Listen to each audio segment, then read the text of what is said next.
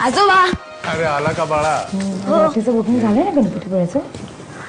सकाळी लवकर उठून दर्शन घ्यायचंय बाबांना आणि आधी त्याला स्पोर्ट्स हवेत. विसरू रोज नका. काय ते तो कपड्यात कमी कपड्यात माणूस दिसतो. आपला नवरा आपला मुलगा असं फिरला घरात तर चालेल काय संध्याकाळी? आजोबा हा माणूस काय बोलतो स्वामींबद्दल? अरे अजाण आहेत हे लोक.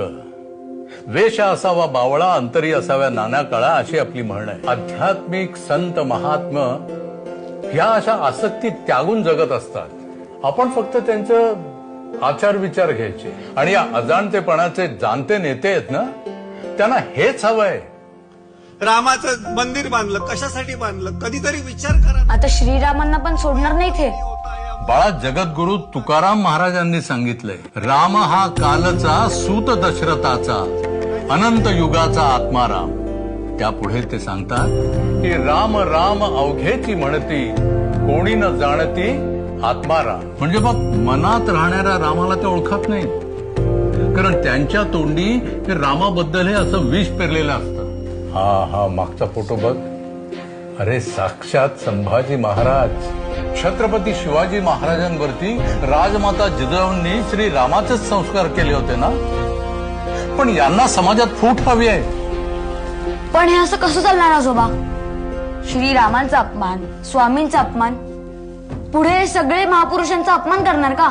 राजश्री शाहू महाराजांच्या घराण्यात राजाराम किती जन्माला आलेत, कारण त्यांच्या घराण्यावर जिजाऊंनी केलेल्या रामायणाच्या संस्कारांमुळे.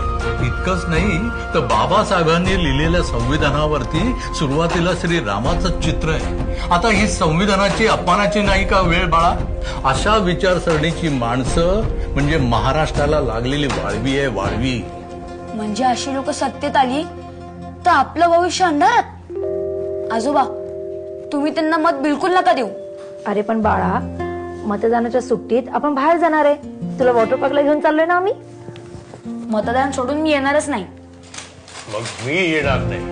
अरे पण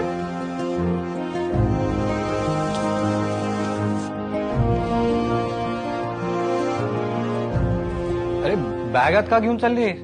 जायचं आहे ना आधी?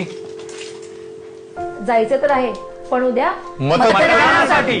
तुझं भविष्य मी अंधारात नाही जाऊ देणार बाळा.